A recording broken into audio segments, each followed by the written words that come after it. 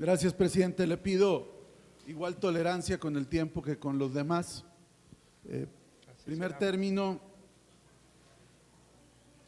hacer una reflexión. Sistra, o mejor dicho, el consorcio, en voz del representante de ICA, señala que no hay problemas en la obra civil, ni tampoco en que existan curvas menores de 300 metros de radio, y señala la experiencia comparada en diferentes países del mundo donde hay curvas incluso de menor radio que las que existen en la línea 12 del metro de la Ciudad de México. Es decir, lo que está diciendo el representante del consorcio constructor de ICA es que por el lado de la obra civil y por el lado de las curvas no hay problema. Por otro lado, tenemos un documento, un dictamen técnico. Nosotros traemos documentos, no fierros ni piedras, documentos, dictámenes, un dictamen técnico que presenta la Dirección General, la comisión interna encargada de evaluar la tecnología de material rodante más adecuada para operar la línea 12 del metro de la Ciudad de México, que es un documento que se elaboró en septiembre del 2007 y que señala como conclusión que tanto el material, la rueda férrea o la rueda neumática son técnicamente solventes para la línea 12, pero que en términos económicos la rodadura férrea es mejor porque implica un ahorro del 7%. Este documento lo firman, entre otros, Salomón Solá y Siman, que es el actual subdirector general de operación en el sistema de transporte colectivo Metro, que dirige Joel Ortega Cuevas. Es decir, aquí hay otro documento que avala el tema de la rodadura férrea. Por otro lado, en el caso del PPS, que aquí ha explicado el representante de CAF, es claro que este no utiliza recursos federales y que fue aprobado por unanimidad en la Asamblea Legislativa del Distrito Federal y que no implica un endeudamiento porque se va pagando mes a mes conforme se presta un servicio que incluye, además de los trenes, el mantenimiento, la tecnología y demás. Entonces, este es el contexto, porque si las ruedas fueron validadas, si la obra civil y las curvas fueron adecuadas, la pregunta es ¿dónde está el problema? Y nosotros en tal virtud tenemos una serie de preguntas, en primer término para el consorcio constructor, para ICA y el representante que hoy nos acompaña. La primera pregunta sería que si es cierto que en diciembre del 2013 presentó una propuesta de mantenimiento al sistema de transporte colectivo por poco más de 385 millones de pesos, la cual, considerando el ajuste que hizo Miguel Ángel Mancera de la tarifa del metro de 3 a 5 pesos, era económicamente adecuada porque solo con 171 días de operación se podía cubrir todo este importe. Contéstenos si hicieron esta propuesta, porque sabemos que finalmente el contrato de mantenimiento se le otorgó a Alstom por cerca de 200 millones de pesos. ¿Qué empresa fue la responsable de la supervisión de la obra civil del tramo elevado? Es cierto que dicha empresa, Conisa, que fue la responsable de todas las instalaciones electromecánicas, es cierto que dicha empresa sigue contratada por el sistema de transporte colectivo Metro. Es cierto que se tuvieron que sustituir 900 metros de vía antes de la apertura, y de ser cierto, ¿en dónde y cuáles fueron las razones?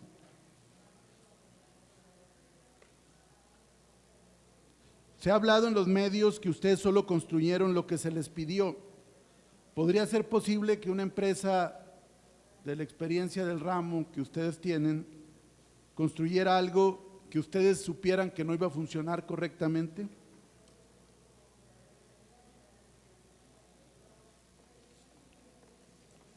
Quisiera también que me pudiera contestar si en su opinión fue la falta de mantenimiento preventivo y correctivo la causa que aceleró el desgaste ondulatorio o que generó un desgaste ondulatorio excesivo. También si afectó a la línea 12 el sistema de transporte colectivo que operara sin contrato de mantenimiento durante 6 meses.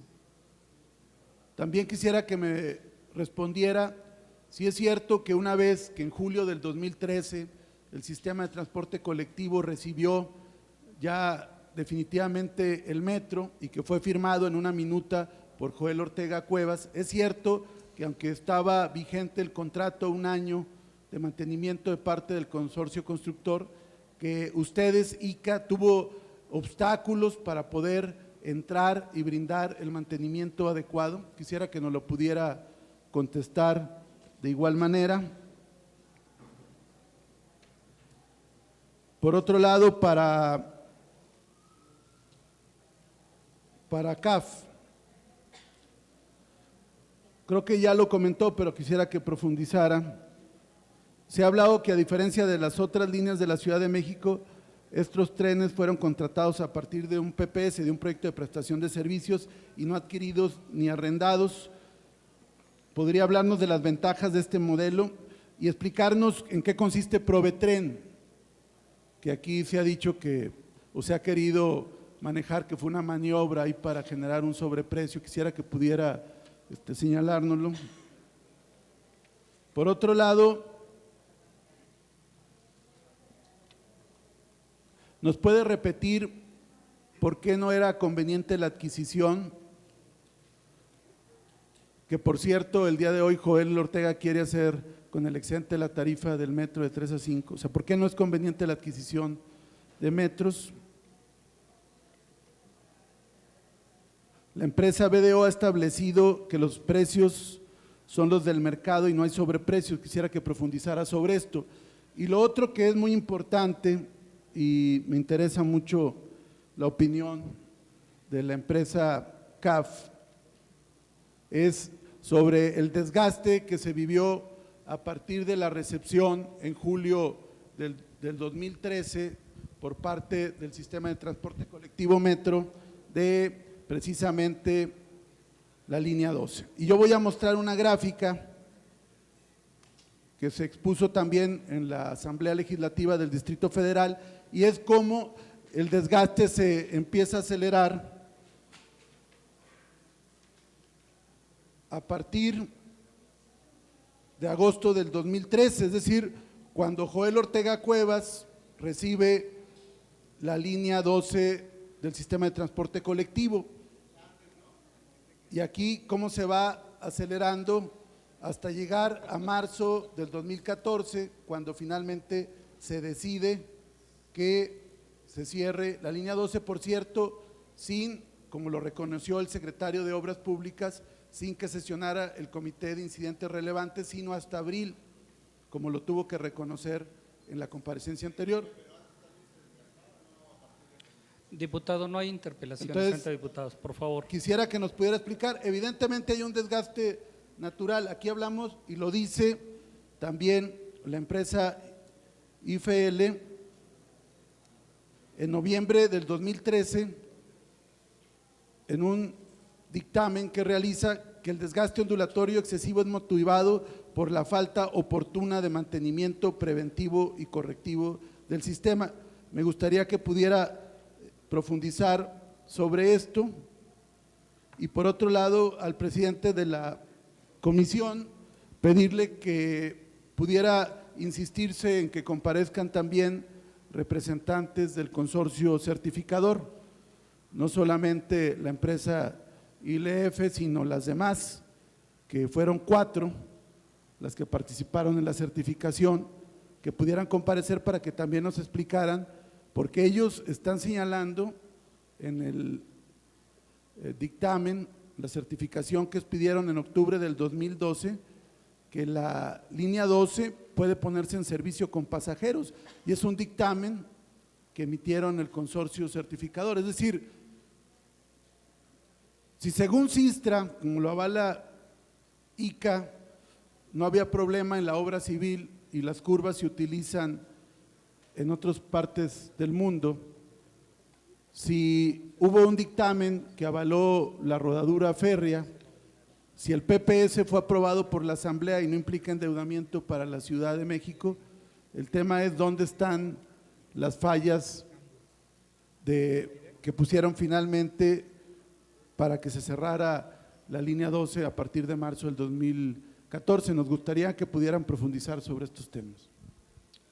Gracias, diputado. Nomás comentarte que aquí tenemos un oficio y además lo vamos a llevar a cabo en la próxima sesión ordinaria de esta comisión, el tema que nos pides, pero decirte que ya también fueron notificadas su presentación aquí. Para contestar, tiene el uso de la palabra el ingeniero Ricardo Moscoso Morán, del consorcio ICA Alstom Carso. Bueno, muchas gracias. En cuanto a la pregunta que nos hace el diputado, si presentamos una propuesta de solución en diciembre del 2013, sí es cierto. El consorcio, después de ver viendo todos los problemas que se presentaban, presentamos una propuesta el 13 de diciembre de 2013, donde, entre muchas cosas, también tomaba en cuenta el estudio y la solución en su oportunidad del desgaste ondulatorio. Esto, bueno, no fue contratado, tomado en cuenta, y al final pues se contrató a la empresa Sistra, ¿no? La otra pregunta es si la empresa CONISA sigue contratada con el sistema de transporte colectivo. No tengo la autoridad para decir sí o no, porque la realidad de las cosas es que no sé si siga. Lo que sí, en los trabajos que se están haciendo, es otra empresa que no es CONISA la que está supervisando en estos últimos trabajos de la Secretaría de Obras. No sé si CONISA esté supervisando el mantenimiento que está haciendo la empresa que tiene contratada el sistema de transporte colectivo para la parte subterránea. Otra pregunta también hacen de los 900 metros de líneas en curva. Efectivamente, en los recorridos de fermelización se vio que se presentaba un problema de desgaste en una de las curvas, en dos curvas, que fue la 11 y la 12. Se hizo, como tenemos la garantía de los materiales, indudablemente que llegamos a un acuerdo de cambiar las vías, pero en ese momento lo único que nos dio a entender es que sí había un problema que se podía presentar, pero en ese momento lo que hizo fue nada más cambiarse y ya no presentó más problemas hasta que se presentó con mayor problema el desgaste ondulatorio a mediados del año 2013. Ahora, ¿fue la falta de mantenimiento preventivo la que provocó el desgaste ondulatorio? Sistra lo menciona en su reporte, el cual dice abiertamente que no es eso, que es la incompatibilidad rueda-riel la que está marcando y marca los rieles para el desgaste ondulatorio. Eso fue lo que Sistra dice en su informe.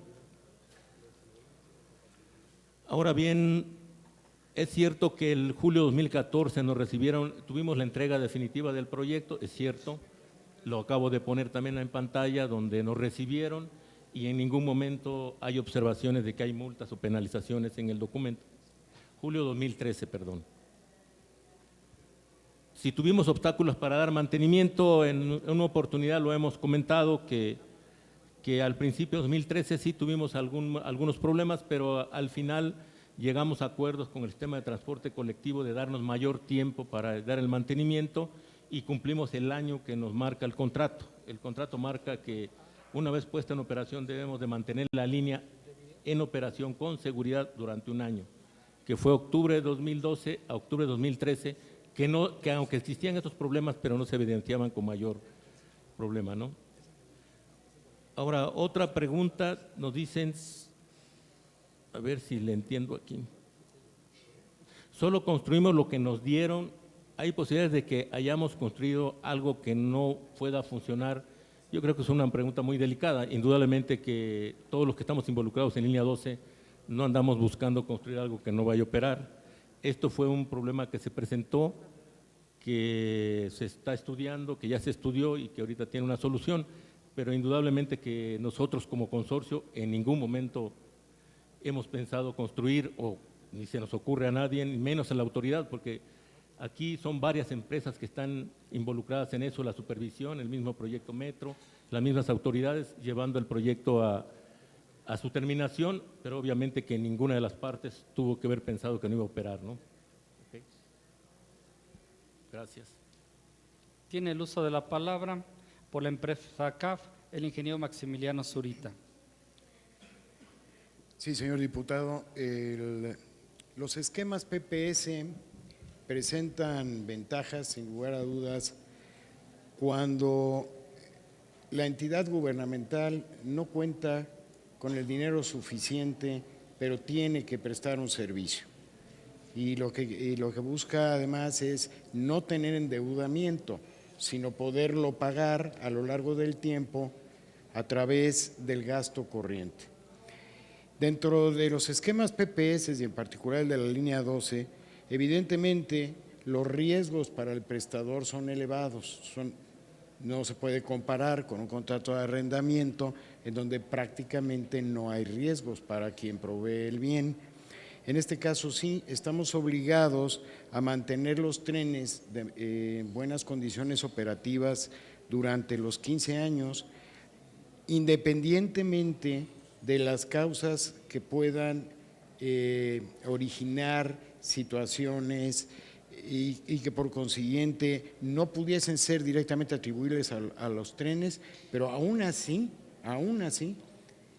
no atribuibles a los trenes, estamos obligados a mantener los trenes operativos. Eso es una gran ventaja para el gobierno. Además, y es lo más quizás la característica relevante de los contratos de prestación de servicios, es que se obliga a cumplir unos niveles de calidad en el servicio que están bastante por arriba de los estándares internacionales. O sea, lo que se busca es una mejora cuántica, como podríamos decirlo de alguna manera, ¿no?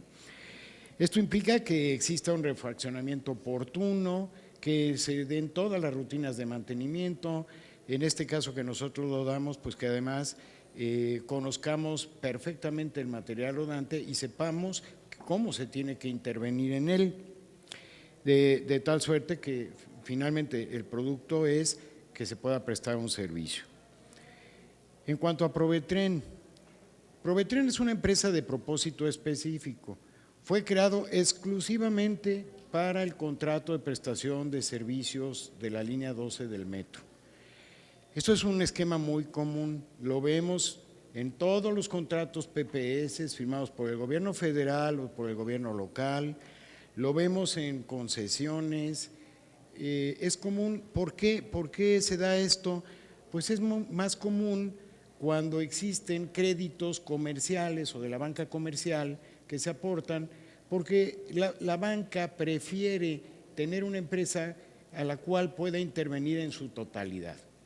Pero también quiero aclarar, y eso es sumamente importante, que el contrato no solamente está firmado por una empresa de propósito específico, que claro, se creó después de la adjudicación y antes de la firma del contrato. Lo relevante es que el contrato también está firmado por CAF México como un obligado solidario.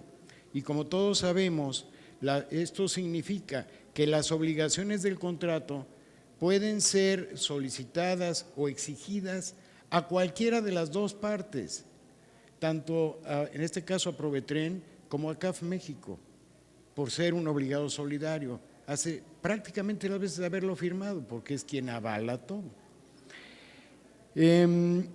Respecto de BDO y precios de mercado, bueno, lo que es difícil porque un precio de mercado se establece en una determinada época y depende de ciertas condiciones, pueden ser diferentes para diferentes mercados en diferentes épocas.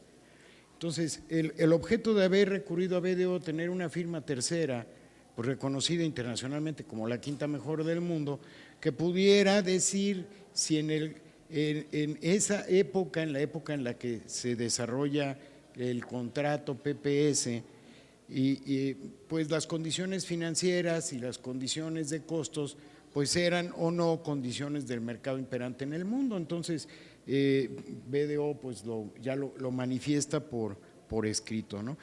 Que yo creo que es muy contundente el saber que los precios eran de mercado y que todos los demás proveedores de trenes estaríamos en montos muy similares, cuando todas las ofertas que se le presentaron al metro, de la más baja a la más alta, nada más hay una diferencia del 2.3%, ¿no? O sea, básicamente se ve con toda claridad que el mercado marcaba los riesgos o valoraba los riesgos y los servicios en ese mismo monto.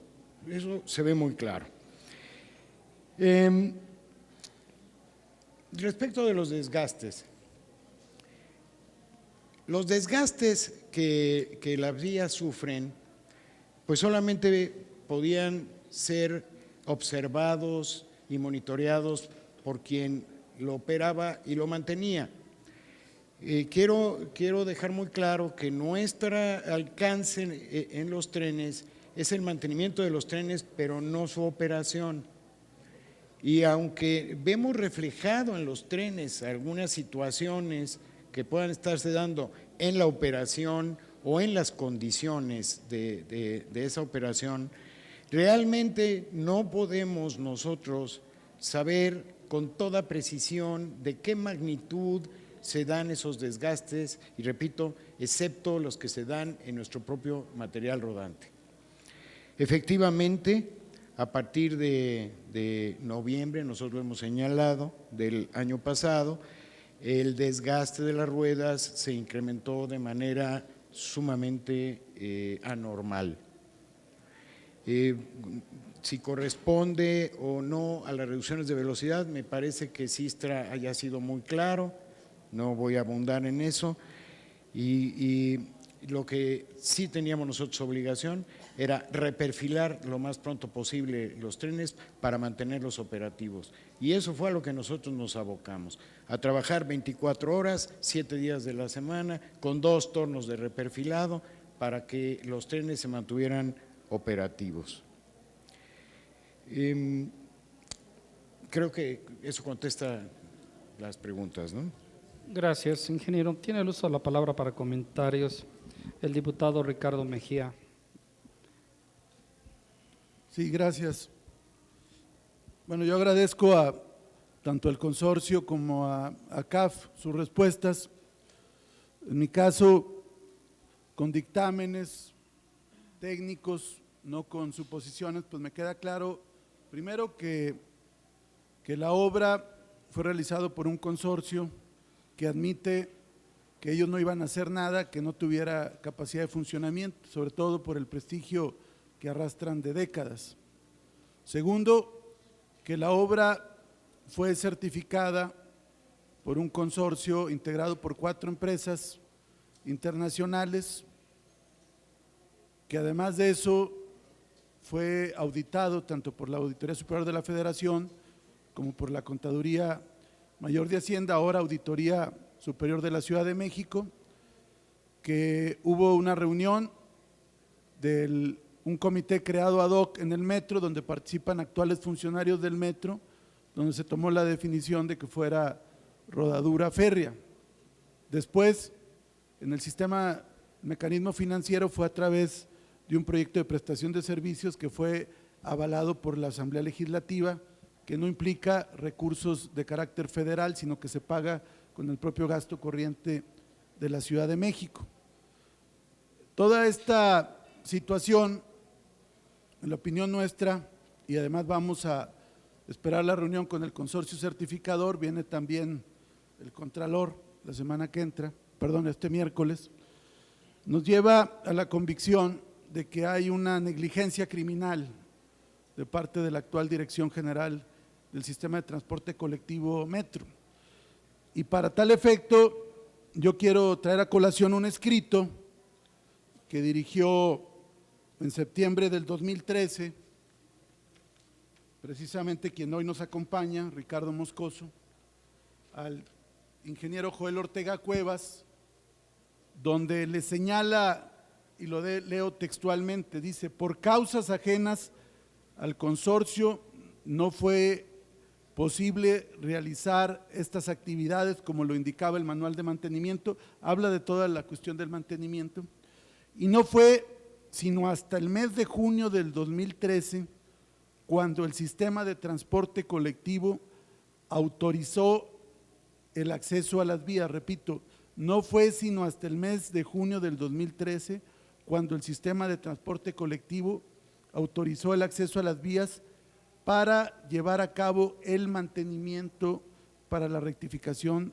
del sistema de vías. Es decir, evidentemente hubo negligencia y hubo obstrucción.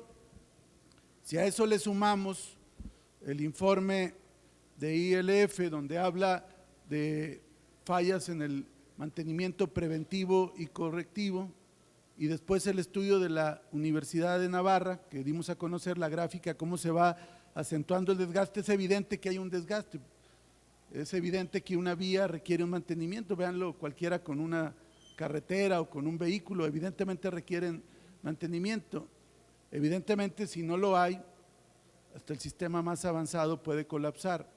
Entonces, para nosotros sí es muy importante lo que aquí se ha señalado y nosotros vamos a insistir en las futuras comparecencias porque nosotros, y le vamos a preguntar al Contralor, porque nosotros presentamos una denuncia ante la Contraloría, precisamente amparado en el estudio, en el dictamen de ILF y en el estudio de la Universidad de Navarra, donde habla claramente de una negligencia en el otorgamiento del mantenimiento. Entonces, con lo que ustedes señalan el día de hoy, al margen de que en algunas cosas no estemos de acuerdo, pues nos queda claro que sí hubo una falla en el mantenimiento, nos queda claro también que hubo una propuesta técnica y económica que presentó ICA y que no fue por 385 millones y que no fue tomada en cuenta y que en cambio Alstom sí otorga hoy mantenimiento por casi 200 millones de pesos a la línea 2. Es decir, hay empresas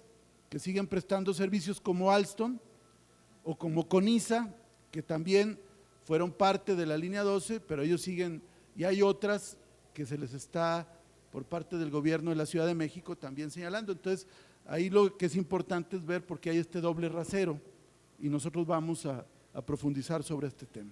Gracias.